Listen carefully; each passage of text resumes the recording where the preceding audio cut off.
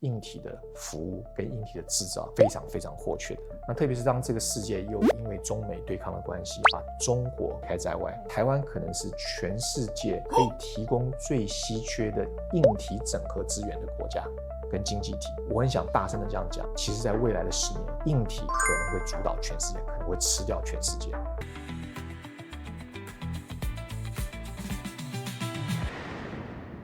下班文献小路带你看世界。这个节目上面大家都很关心的台积电，最近呢在法说会之后，股价开高走低，这反映出什么样矛盾的讯号？又尤其我们节目上面非常关心 AI 新世代正在整个台股冒上兆元的规模，台湾企业怎么样走出台股的框架，在国际的资本市场被正确的认识？今天为您介绍我节目上的嘉宾，欢迎宽量国际之音的 Alex 重新来到节目上。Alex 你好。小鲁你好。一开始先时事题，因为今天最重要的我们的这个主轴是要讲台湾跟新加坡的资本新轴线，但是一开始还是想要请教 Alex 对台积电的看法。最近这个大家每天早上还是一样，这个看股价追得很勤。对，我必须先声明，我不是台积电这个所谓交易的专家。当然，当天这个法说会发生这个情况之后，我也就教于很多我认为在台积电在交易上面还有研究上面。比较了解的专家，我想大概是这样子。台积电不仅是台湾的护国神山啊，从南到北，从机构到个人，每个人都有台积电。那更不要说国际投资人了，它是代表台湾最大的一个公司的市值之一。所以当所谓的这个消息出来，它的 result 出来比预期要来得好。那我的了解事实上是因为它受到很多人的关心，所以真实的预期早就已经超越它在第一个公告的所谓它的这个第4季的这个 result 上面。那另外也就是说，台积电它还是一个每年都在不断成长的公司。我想这只是表示它短期的一个情绪上市场预期 versus 这个实际数字所出来的一个差异我想那个跌了以后，我想它也很快就恢复正常，回到它原来成长的轨道去。也所以大家不用太担心了。我跟你们说，最近我看到一个数据超级惊人的，就是我发现其实有非常多的人在看下班国际线，但是呢，有超过1半以上的人没有订阅。如果呢你一直都有在看这个节目，也喜欢我们选择的内容，我想拜托你帮忙，帮我们做一件事情，就是现在赶快移动到订阅那个按钮，按下去吧。因为呢这个动作可能不花你1秒钟的时间，也是完全免费的，但是对于我还有团队来说，就是非常重要的鼓励。我看着你们的订阅，我就有更多的动力把这个节目做得更深更好，长期的陪伴大家，请大家帮忙按下订阅下班国际线。那回到我们今天节目上面的重点 ，Alex， 我知道您刚刚从新加坡回来，这个是带了非常这个成功优秀的台湾企业，让新加坡市场正确的认识，对吗？对，发生了什么事？对，这次是我们第19届 QIC 的 CEO Week， 那我们这次也非常感谢，我们有工研院跟 AAMA 这2个非常有名的单位 sponsor 我们，所以我们总共带了43家的公司，非常多去它是有史以来在新加坡最大规模的。当然，其中有一部分的公司它是借由 online 的方法参与当然也有一部分是投资人从美国跟欧洲打电话进来参与。那更重要的是说，实体出来的这些公司到新加坡的公司里面，除了很大的公司，比如说像宏晋，比如像臻鼎这样的公司之外，那也有将近14家所有的 private 的公司，就是还没上市的公司，我称之为叫母鸡带小鸡。那它大概横跨了除了半导体、AI， 还有新经济跟 healthcare 这几个大的产业。那我想蛮符合目前在新加坡为主的这些投资人想要看的这样的一个 sector。半导体、AI、Healthcare， 我觉得好像全世界都还蛮关注这几个 sector 的。对，Alex 为什么特别这一次带这些台湾企业到新加坡？是，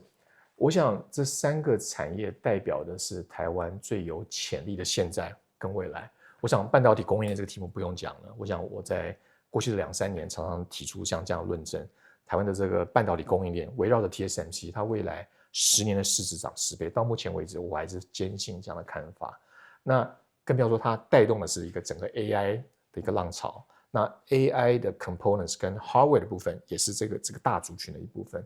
那现在可以讲 healthcare， 那我的 QIC 经过多年研究，我们觉得台湾的下一波的 healthcare， 我们称之为第3代的 healthcare，已经在未来的2-3年会马上让全世界人了解，已经到第3代了，第3代了。而这第3代里面跟前2代的内涵还有科技都不一样，刚好也配合了，不管是以中国还有美国这些新的，经过很多年的盘整之后，用这个培养出来很多新的需求或新的科技，特别是由 AI 所带来的 healthcare discovery 的科技。我想这个浪潮会对于台湾的 healthcare 的整个 sector 会带入新的一个境界。那最后是所谓的数位经济。那一方面是数位经济，它虽然在台湾是一个小众但是它如何跟 Plus 不管跟硬体结合，跟 healthcare 结合，我想它的未来的成长曲线还是可以预期。那刚好所谓的数位经济的内容，也是在新加坡，不管是从政府或民间非常在意的一个题目。我想来这次参加的，不管是大中小型的公司，在这么多的 one-on-one meeting， 因为我们究竟只有3天的活动，他们应该都得到他们蛮满意的一个会议，然后当然还有很多未来要 follow up 的事情，我们都会持续的促使在发生。那您在现场看，就是说整个新加坡的视角认识台湾这些可能最好的代表性的企业嘛，对于台湾的公司，他们的认识程度如何？对，老实讲，因为从我进入资本市场以来，过去30几年，大概常常在新加坡、台湾，大概常常在旅行。我可能有一个小故事，你不知道，我甚至于还曾经担任这个新加坡当年最大的券商精英证券的董事，所以我对我新加坡大概有一部分了解，更何况我是来自台湾人，我对台湾的了解更不用多说。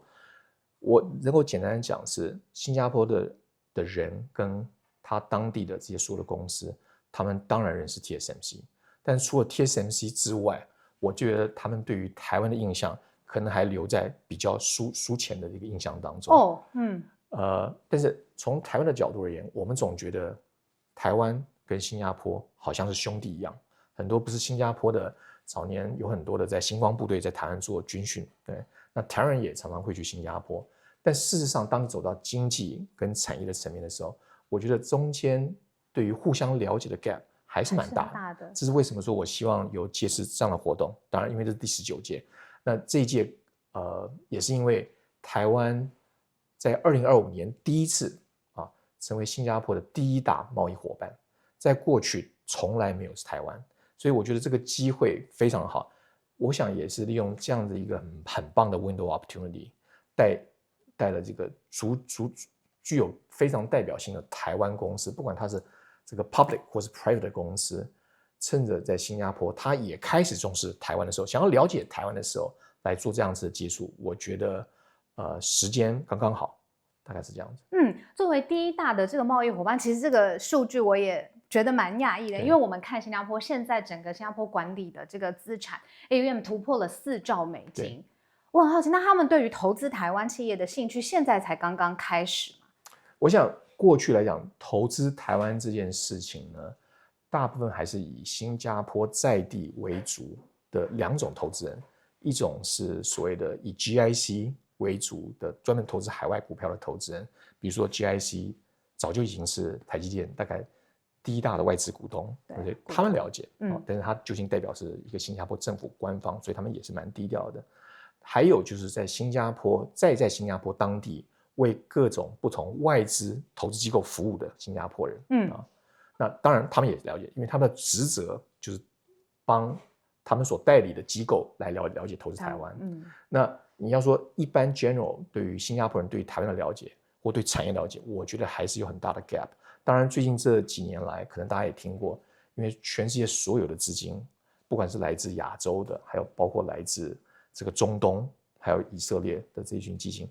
在新加坡纷纷成立他们所谓的 family office， 那这一类的钱正在风起云涌当中，所以我们在这次也特别纳入所谓的 family office 的基金或资本，来多了解台湾的资本市场。我们在看新加坡的时候，会觉得它在对接国际金融上面有一个非常重要的地位，也有一些特许的这个服务啊、执照啊。我想就是您讲的是新加坡当地拥有特殊的允许的牌照。对，这个对，比如说这样讲好了，这个最近这几年，您也知道，新加坡推广它的称之为叫 GIP， 就是所谓的这个投资移民或是开放移民这样的策略。那我当然不是专家，我的了解是，他为了鼓励，特别是类似投资移民的单位，他也开放今天要去移民新加坡的人，可能可以投入特许的某些基金。你把钱放进去之后，这个跟很多欢迎投资移民的国家一样，那你可以得到一个很快速的 PR 的认证啊。那当然，新加坡也非常积极的想要去跟全世界的资本市场做结合。那比如说这个新加坡的SGX 也跟 NASDAQ 做了一些所谓的这个 dual listing 的讨论。我想还是要回到我刚刚讲的，新加坡本身它把自己当做一个容器。他看到全世界哪边有需要被服务的地方，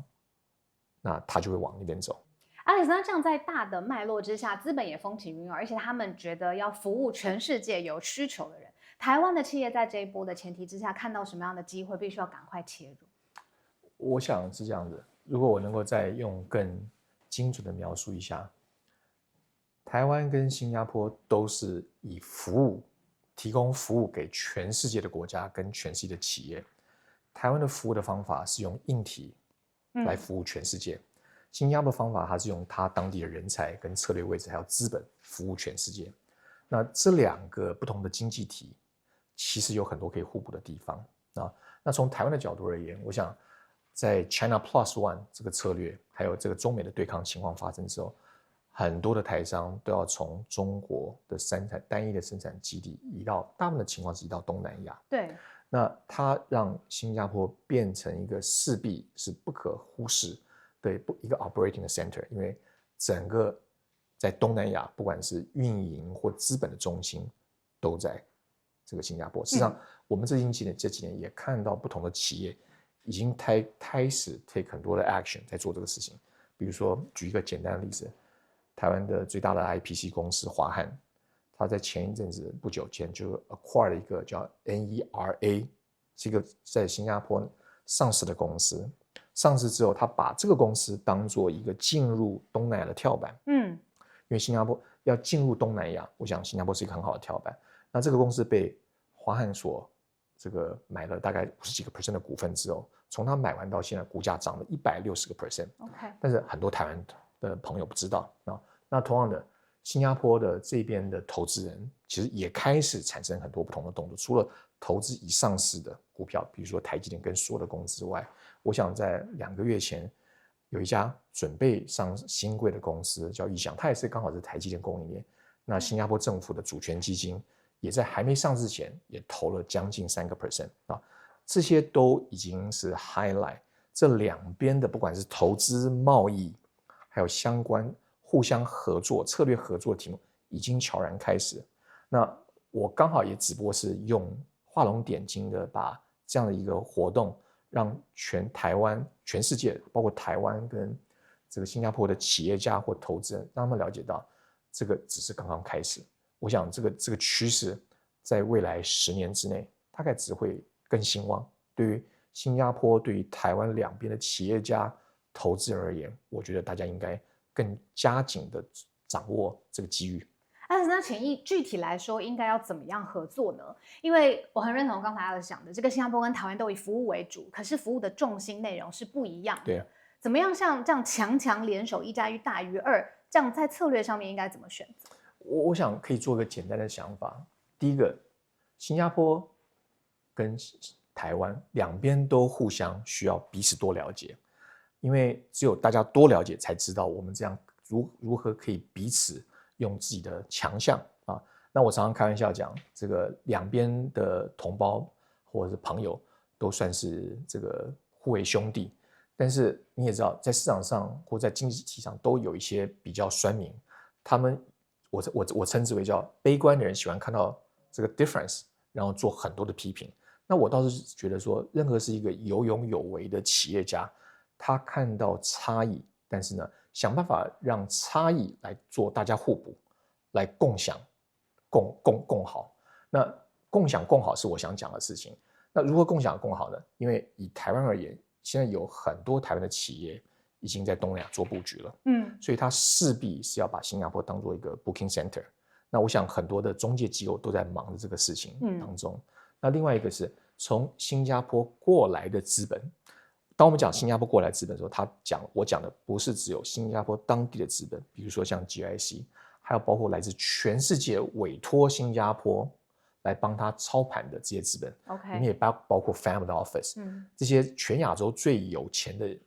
这个 family， 他们不管是来自印尼，不管来自泰国，还有来自中东，他们都希望借由新加坡这一群这个非常有经验的投资人的眼镜来看剩下的世界。那我觉得新加坡人没有任何的主观的意愿或是 bias 对任何的一个国家，包括台湾在内，只是我觉得台湾要多能够走出去，让新加坡作为专业经理人的这群投资人可以看到台湾到底代表什么意义。当然我刚刚讲这是为什么我想要带3个最大的族群去新加坡跟新加坡投资人碰面。我再讲一遍，它是跟半导体相关，它跟 AI 相关，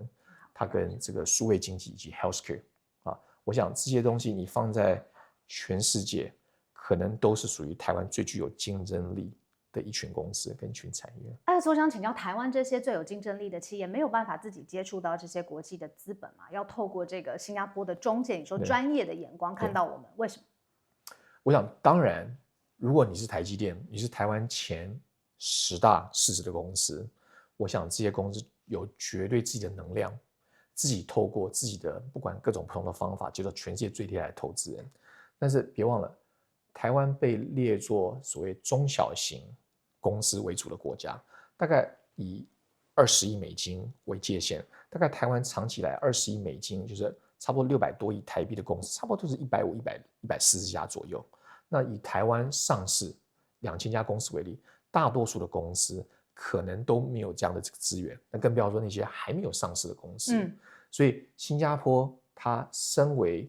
这个全世界最大的一个中介资本的中介站而言，我觉得这只是这个毕其功于役事半功倍的方法。你当然可以接触新加坡这一群专业投资者，他所后面代表的资本，那可能是你的第2步。你的第1步可能先了解如何让新加坡人用他们的专业让他更认识，更何况大多数新加坡的华人他们讲这个国语大概是没问题的。对那当然他也可以讲闽南话。对那我觉得这个是一个很难得的优势那我觉得这个是台湾的企业家应该善加利用的部分。新加坡在资本市场的地位在国际社会是有目共睹的。然后我知道 Alex 刚从这个新加坡回来，所以我特别就做了一下功课，我发现新加坡在1965年刚刚独立的时候，其实基础条件是很差的。当时新加坡的国父李光耀有用这样子一句话来形容新加坡，说它是一颗没有身体的心脏。所以它特别在人才教育比如说公共的住宅制度或是刚才 Alex 一直讲的，就是经济发展局、大马习加 GIC 的这样子的组合，把整个新加坡的经济到现在是国际认可的这个地位，整个发展的历史上 ，Alex 看到现在，它还是一颗没有身体的心脏吗？我大概没有办法，是不是很确定讲说它是一个没有身体，但是我看到的是，他就像我刚刚讲，他把自己当做一个服务全世界的一个容器那我认为那个精神，就是刚刚听到您这样描述，当初李光耀所帮新加坡所定义的他的一个国家发展蓝图，我认为那个精神到今天应该是存在的当他因为新加坡是这个地小人稠，它很难像台湾一样，台湾当然也是地小人稠，但是台湾有一个产业发展的基地，新加坡要发展一个像台湾这么深刻的一个产业基地是比较难的，所以他选择了以服务以巨量的容器对进出口这个贸易跟这个运输的枢纽为服务的这个大项目，我觉得是这个精神是应该是一致的。那台湾接下来跟这个新加坡要强强联手，是不是也有一些地缘政治特殊的考量？对，我想是一定的那2个最大的考量是因为中美的这个对抗它势必是要 push 很多台湾的产业往东南亚或其他国家发展，这个是一个地缘政治上面一个考量。那也别忘了，今天新加坡也代表了这个东南亚还有中东。目前在中东的战事里面，我看到了很多中东的这个 family office 跑到新加坡来。试想，如果说我们要让中东的投资人来了解台湾，是一个多么 far away 的事情。但是我们跟它的距离透过新加坡好像又感觉又更近了一点。对， OK， 所以我觉得这2个地缘政治不管是对于新加坡或对于台湾而言，都是一个互利的这样的一个局面。那我想替这个台湾的，或者您说这个 mid cap 中小企业来请教，因为假设要对接新加坡，一般人会觉得这个门槛很高。对，实际上面的步骤应该要怎么样？除了找 Alex 之外。对，谢谢。以我们这次活动而言，我们这里面有各种不同大、中、小，甚至还有未上市的公司。我也鼓励很多台湾的企业家，如果您是来自一个大公司，比如说这次我们来了一个非常棒的200多亿美金的这个宏进，这是台湾去年以来上市最棒的，它也是一个半导体供应链的公司，它非常慷慨的愿意来参加这样的活动。那大家很难想象，有多少人是为了来看宏进，要来看更大的公司，比如说像这个臻鼎，他来了我们的现场，那我们就有机会说服这些投资人。那你可不可以再来看一下这些比较小，甚至于是一些这个 private 母鸡带小鸡？我希望做的事情是，台湾在国内可能我们有很多互相竞争的可能性，不同的产业、不同的公司。当我们到国外的时候，我们可以把台湾建立成一个品牌，因为台湾大部分是产业，但是大家忘了，产业本身也可以是个品牌，它可以叫做台湾硬体制造业的代名词。那因为台湾的产业分工又跟其他国家非常不一样，它把一个在供应链上面的事情可能分成10个小事情在做。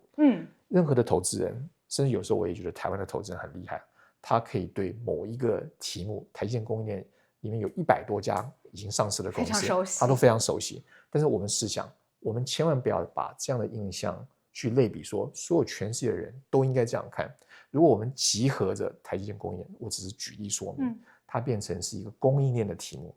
我们一起把这个品牌创造出来，让国际投资人在一个有效率的方法上认识这群公司，这是一个联合，这是一个品牌。那我觉得这是一个我最想要做的事情。那就像您刚刚讲的，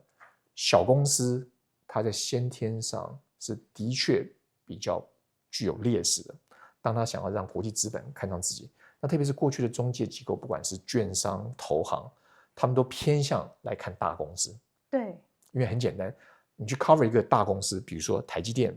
跟 cover 一个小公司，可能只有3亿美金的小公司，一个身为一个研究员或是一个 banker， 你所花的时间大概是一样的，你很难想象是花的一样的。所以就经济上的角度而言，他当然不会花一个产出是远低于这种大公司的能量来 cover 小公司。可是反过头来，一个小公司，它如果是对的，站在好的成长渠道小公司，它的 reward， 它未来的报酬远大于台积电，对不对？可是这个在经济学上面来讲，这总是很难两相权，对。所以我们希望是说，能够创造一个台湾的品牌，里面有大有小，让大公司可以让更大的投资人看到，但是也有一些喜欢投资所谓小公司，或者是投资比较这个还没上市的公司，包括 family office，让他们看到。因为我想这个世界够宽广，够 diversify， 你有各种不同的资本的诉求的人，都会找到他们适合相对的台湾公司来做投资或来认识。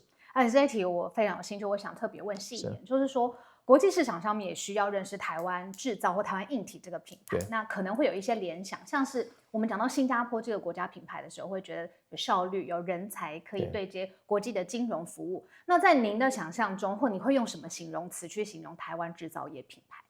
台湾硬体品牌？对，这个是很好的题目哈。我想在过去20年前，我们常常听到就从矽谷传出来讲法，软体会吃掉全世界。我觉得过去这1-2年来，我有开始听到这样的一个讲法。除了能源之外，因为 AI 发展到最后，能源大概是每个国家都不拥有的这个战略资源，反而是硬体的服务跟硬体的制造是非常非常迫缺的。那特别是当这个世界又因为中美对抗的关系，把中国撇开在外，那台湾可能是全世界可以提供最稀缺的硬体整合资源的国家跟经济体。那我很想大声的这样讲，其实在未来的10年，硬体可能会主导全世界，可能会吃掉全世界。特别在 AI 的时代里面，所有的软体业都在方兴未艾去检讨，那 AI 跟传统软体业的竞争竞合的关系是什么？但是有一件事情，我觉得在这件事情上应该不会改变的，就是整个有效率硬体供应链的组合，它只有被更需要。举例说明，如果大家去看一下有关台积电2奈米的需求，你就可以了解全世界有多么需要，包括台积电的先进制程，还有围绕它的所有相关的供应链。那更不要说，当你要有一个最 advanced 的 AI server 的时候，大部分超过90%以上的供应链都跟台湾相关。但是记住一点，跟台湾相关也不必然代表他说的工厂要盖在台湾，所以它代表的是台湾的国际化。我讲的国际化不是把产品卖到全世界，而是台湾国际运营的能力现在变得非常非常的重要。在有资本的配合之下，你可以人坐在台湾，人坐在这个亚利桑那，或人坐在新加坡，但是你可以让全世界变成你运营的据点。那这件事情反而是跟我们过去所想象的所谓反全球化的一个浪潮，这刚好是一个对比。也就是说，台湾人面临了另外一个国际化，应该是说台湾人的管理能力的国际化，现在才刚刚开始。那我觉得这件事情是非常有意思的观察。如果台湾国际的运营的能力能够提升的话，那会更证明我很想跟大家讲的一件事情：硬体会吃掉全世界这件事情。而且台湾也会更被依赖，更被需要。是的。那如果说过去30年亚洲的奇迹一部分是靠中国的这个非常庞大的人口红利，未来是不是有一个最近很红的字眼是信任红利？台湾也可以在这里面扮演角色，再加上新加坡的专业的金融服务的专才。对，我想您讲的非常的有道理，就是说在服务业里面，对，当然服务业里面有资本、有机器设备有人才、有资源，但是到最后是信任。他信任今天提供服务的这一方，我们约定的东西到时候会抵达。他相信履约契约的行为，这个才是这个行业里面最重要的精神。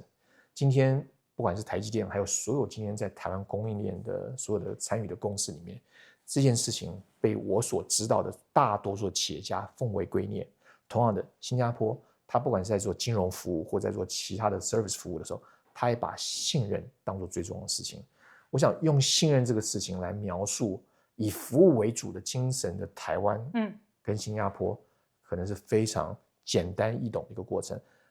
就是因为信任，我相信台湾跟新加坡这2个这个经济体的合作跟发展已经有一个非常良好的契机，只是我们需要办更多的活动，让这个从上层非常了解跟契合的发展过程可以往下面走，让企业跟企业、企业跟投资人各种不同的企业可以开始对接。而且现在是一个很适当的时间点，非常适当的时间点。我们从节目聊到现在，讲到台湾蛮多的。那我好奇是在现场，新加坡的投资人，我知道有大的银行来了，大的银行的负责人、政府单位，这些他们在现场说了什么？对于台湾的这些企业，他的认识或者他们的目标是什么呢？对，我想您讲的主要是这个 DBS 新加坡银行的总经理这个 Hing Chuan， 他刚好过去也曾经5年前，这个在他就任台湾新加坡的总经理之前，他在台湾的星展银行担任台湾的5年的总经理，他对台湾非常非常的熟悉。那我觉得 Hing Chuan 跟他的团队所代表对于新加坡的金融机构愿意对台湾的支持，我想那个不是只是对我们这个活动的支持，是对于台湾经济的认可跟台湾的支持。我觉得他又再度展现信任这个事情的重要性，因为以星展银行而言，它是全亚洲最大的银行之一。星展银行之于新加坡的地位，因为它是新加坡最大的市值的公司，就如同台积电之于台湾一样，他们都是一个不管是全世界最大的一个金融机构跟产业机构。但当他愿意花这个时间来参加这个活动，不仅是对于这个活动的认知。因为这个星展银行大概派了至少有30个员工，这么多，对，也包括这个总经理他自己，林总他自己亲自来支持，他也非常认真的交代他所有的员工都要认真的去了解每一个我们来自台湾的企业他可能需求，不管是已经上市的或是未上市的，我觉得这就是尊重，我觉得这就是他对台湾的这个未来的一个肯定啊。那我相信这样的活动还有这样的一个举措，都也只是在我前面讲的各种不同，新加坡跟台湾会有更好的未来的发展的一个刚刚开始而已。Alex，我最后想请教，我们跟新加坡这样子联手作为伙伴，互相的合作，这样子的模式，除了输出到新加坡之外，还有没有其他适合的市场？有，其实我们一直虽然说这个香港现在在政治上对于台湾从政治上来讲可能是一个比较敏感的地方，但是目前的香港它还是亚洲非常非常重要的一个资本市场，特别是资本市场，所以我们下半年本来还是会有这个更大的活动会在香港去举办啊。那我们现在也考虑可能，那除了香港、新加坡之外，那下一个可能的市场是什么？容我现在先保密一下。那等到我们把它策划好之后，我们再来跟说的。亚洲吗？我先不能讲，我先保密一下。今天节目上面讲了，之前节目上面还比较少提到的家族办公室的 family office 的观念，包括了同步成立信托啊、传承啊，这其实在台湾都是一些比较新的概念，但是其实在香港、新加坡这些这个亚洲的金融重镇当中行之有年。对，我希望接下来在节目上面还有很多机会，才可以继续跟 Alex 来请教最新的这个对接国际资本。最后我想请教，我们在电话上面谈过 Alex， 我记得你跟我说过，台湾有资金但没有资本，这是什么意思？我想台湾是一个资金充沛的地方啊，那资本是另外一个概念，是什么？资金代表的是流动性，进进出出。我想资本跟代表的这个是长期对于企业的承诺啊。那资本的形成，它当然是跟资本市场相关。那我觉得台湾的成交，像简单的讲法，台湾的成交量每天的成交量已经高达上兆，这在全世界绝对是前10大的。那台湾的市值，我想我们也知道，它现在被名列为这个全世界第7大的市值的市场。我个人认为前5名应该是没有太大的问题。但是这些里面，在这个资本里面，大概有46%，就是以市值里面大概有46% 是外国资本，可是，在成交的金额里面，大概只有不到18% 是来自所谓的资金，这个来自流动性来自的外资，这个是一个很大的分野。也就是说，外国投资人基本上是愿意 commit 他长期的资本放到公司去。那台湾的成交量里面，大部分还是有一些所谓台湾的比较偏向短线或投机性的交易。那这2件事情都重要啊。那当你流动性好的时候，它才有办法创造资本的投入，对吧？所以我觉得台湾其实在一个非常棒的，台湾的资本在一个非常棒的阶段，你有非常具有流动性的资金在这边活络。我们如何把这个流动性转换成更长期的资本进来投入？我想这也是刚刚开始，我们应该让全世界的投资人多了解台湾的一个原因。节目上面 cover 了很多台湾手握半导体、AI 供应链还有技术上面的实力，缺的其实不是能力，或者是一个对接的舞台，或是一个确切的时间点。现在台股2极分化也是上一次 Alex 在节目当中跟大家分析的。或许在新加坡资本市场对接的这一条路上面，我们会看到不同的新的格局。那今天因为时间的关系，我们就请教 Alex 到这边。但是接下来不论是下一个这个适合对接的市场在哪里，都希望可以邀请 Alex 回到节目上面。谢谢，很愿意再来跟大家分享。好，我们上班国际线下周同一时间，我们空中再见，大家拜拜。